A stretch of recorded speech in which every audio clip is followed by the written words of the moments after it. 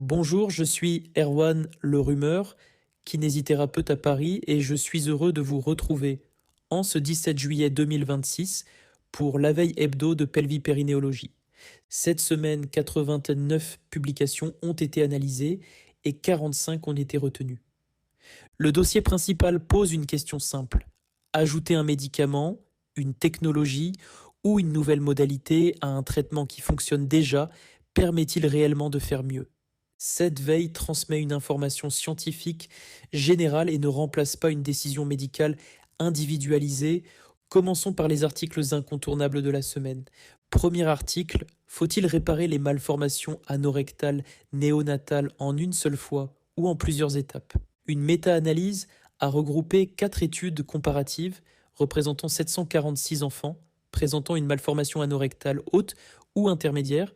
399 avaient bénéficié d'une reconstruction en un temps. 347 avaient été opérés en plusieurs étapes. Aucune différence significative n'était retrouvée concernant l'incontinence. Le risque relatif était de 0,93 avec un intervalle de confiance allant de 0,52 à 1,66. L'hétérogénéité était importante. L'indice I2 atteignait 83% et l'intervalle de prédiction était encore plus large.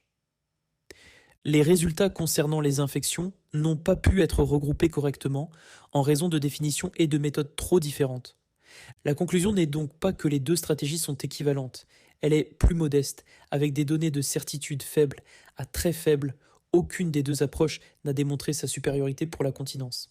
Deuxième article, la fragilité avant une chirurgie de l'incontinence masculine.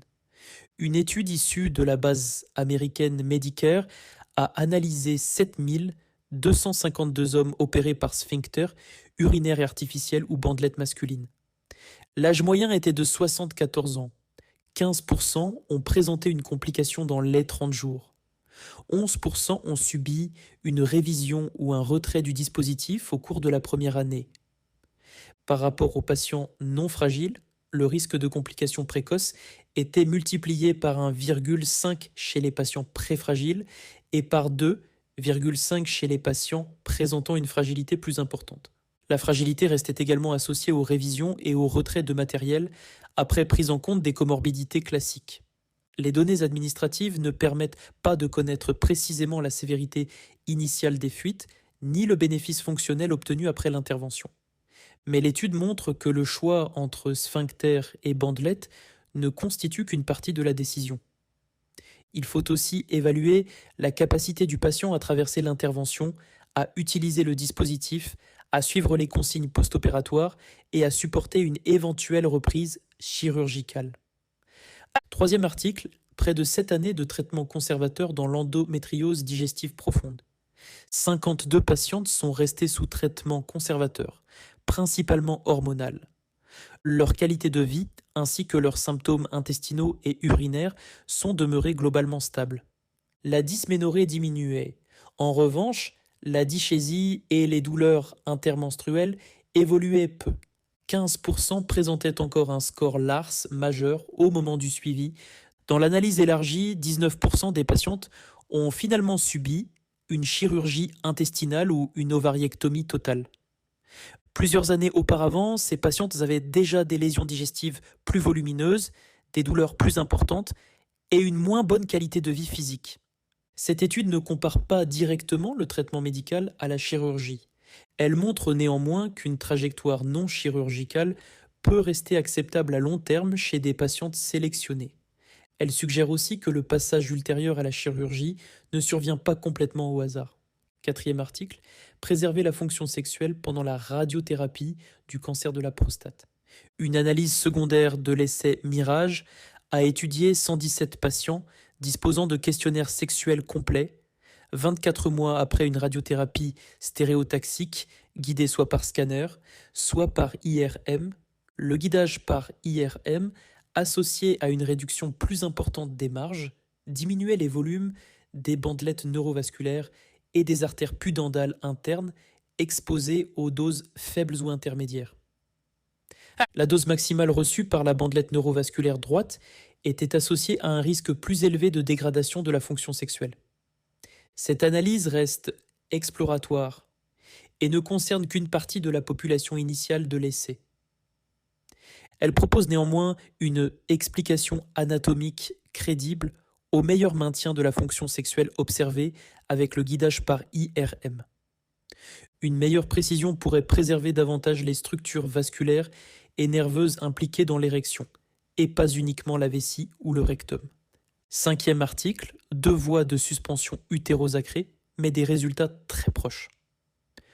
Une cohorte rétrospective a comparé 135 suspensions laparoscopiques et 43 suspensions vaginales, avec une pondération par score de propension. Après environ 3 ans, le succès composite atteignait 86,1% par laparoscopie et 85,1% par voie vaginale. Les succès anatomiques et subjectifs, ainsi que les taux de retraitement, étaient également comparables. La laparoscopie facilitait la réalisation d'une chirurgie annexielle au cours de la même intervention. La voie vaginale évitait l'abord abdominal, mais imposait une surveillance attentive des uretères. 2 obstructions post-opératoires ont nécessité une intervention.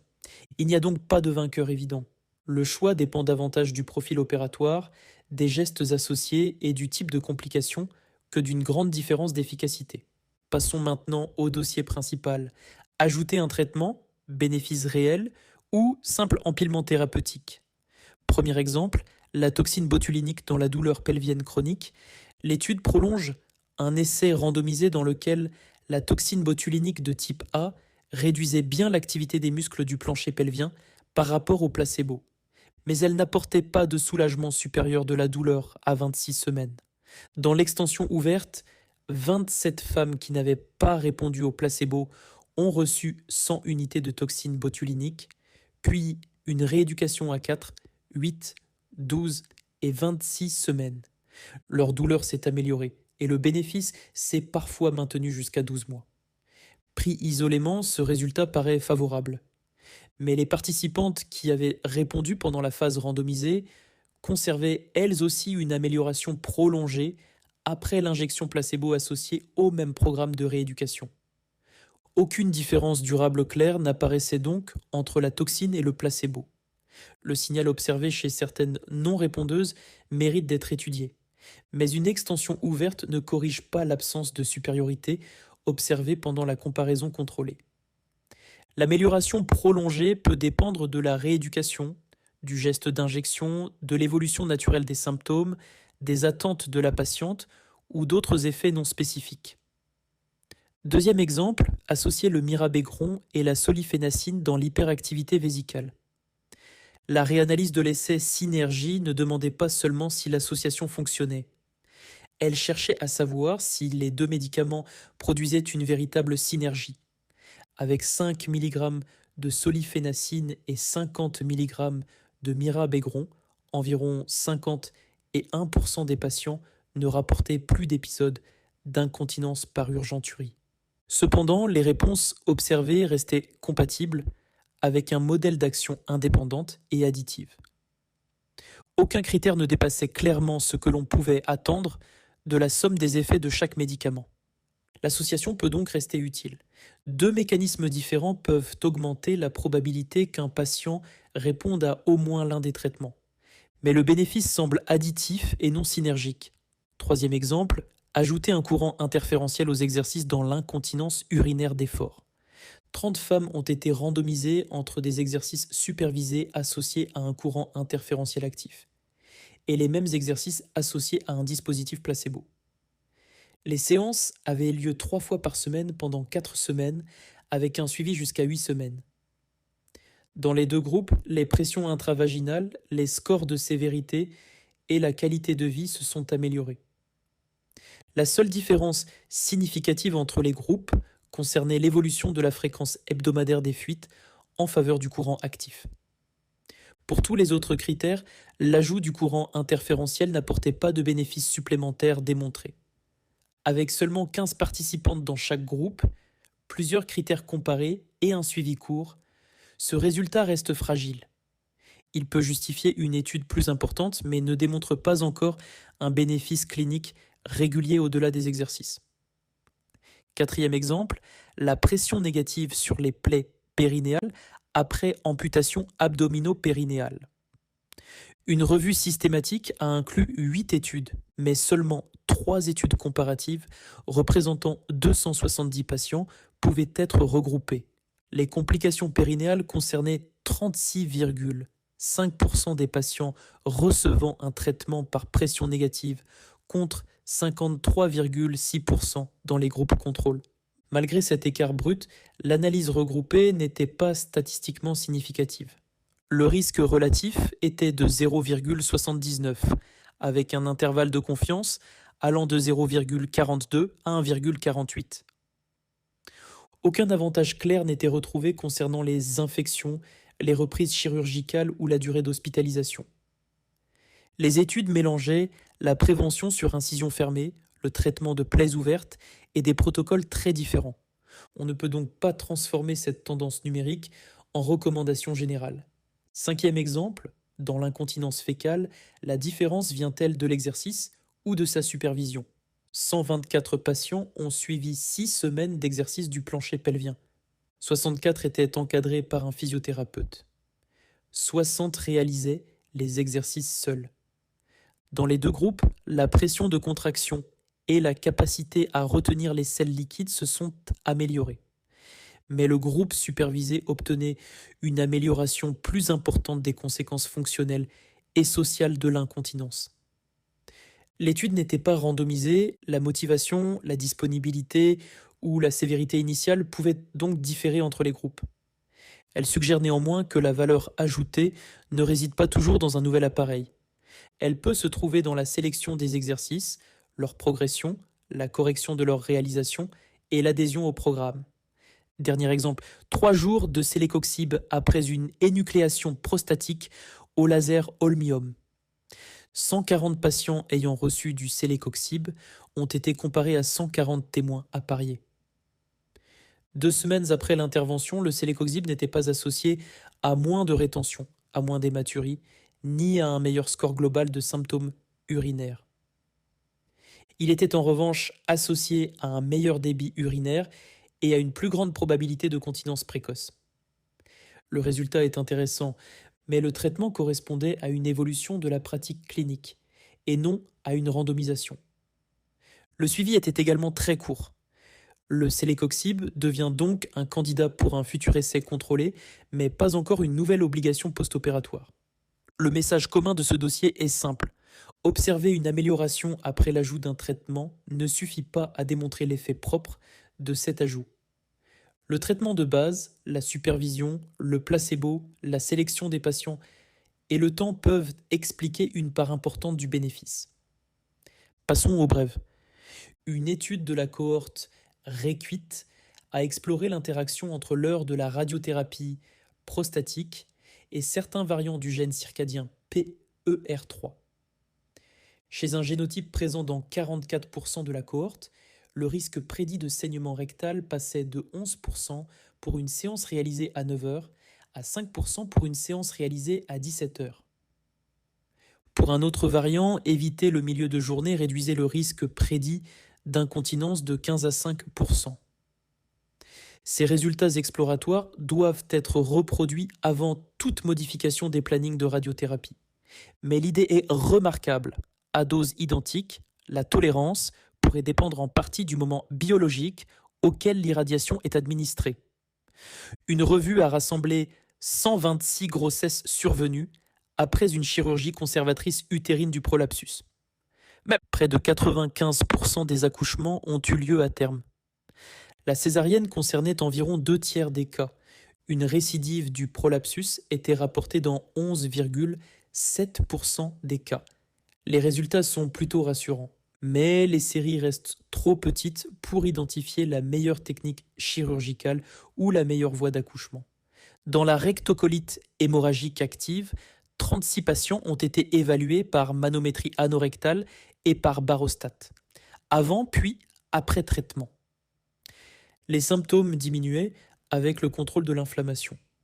Cependant, près d'un tiers des patients rapportaient encore une incontinence fécale et plus de la moitié conservait une urgenturie défécatoire ou un ténesme. Des anomalies de sensibilité, de compliance et de capacité rectale persistaient parfois malgré la rémission histologique. Chez 170 adolescents constipés, 69 répondaient aux critères de dysynergie défécatoire. Un gradient recto-anal inférieur à moins 45 mm de mercure avait une spécificité de 86%, mais une sensibilité de seulement 58%.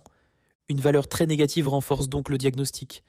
En revanche, une valeur moins marquée ne permet pas d'écarter la dysynergie. Chez les enfants présentant une malformation anorectale, un diamètre rectal échographique supérieur à 3,1 cm avait une spécificité de 96% pour identifier une charge fécale symptomatique. Sa sensibilité n'était cependant que de 63%. Cette mesure peut donc aider au suivi d'un programme intestinal sans remplacer l'examen clinique ni l'évaluation de l'ensemble du côlon. Enfin, parmi 45 enfants traités par appendicostomie pour lavements antérogrades, le succès fonctionnel et la satisfaction étaient élevés.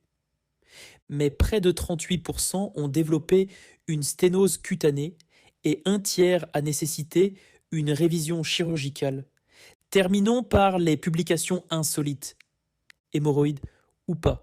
Sur 19 364 patients pris en charge pour des hémorroïdes pendant 10 ans, 56 avaient finalement un polype cloacogénique inflammatoire confirmé par l'analyse anatomopathologique.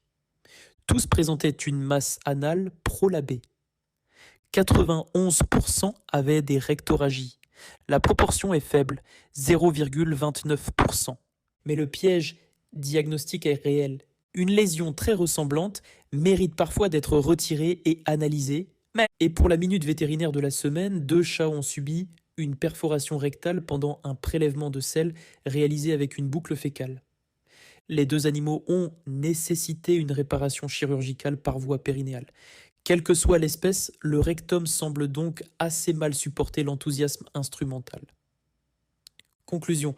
Les articles incontournables de cette semaine montrent que l'absence de différence statistique ne signifie pas automatiquement équivalence. Ils montrent également que les résultats fonctionnels dépendent souvent autant du terrain et du parcours du patient que de la technique utilisée. Le dossier principal rappelle surtout qu'ajouter une intervention n'est pas synonyme d'ajouter un bénéfice spécifique. La toxine botulinique, le courant interférentiel, la pression négative ou le célécoxib produisent des signaux intéressants. Mais ces signaux doivent être séparés de l'effet du traitement de base, de la supervision, du placebo et du temps. La bonne question n'est donc pas seulement « le patient va-t-il mieux après le traitement ?» La bonne question est « quelle part de cette amélioration vient réellement de ce que nous avons ajouté ?» À la semaine prochaine pour une nouvelle veille de pelvipérinéologie.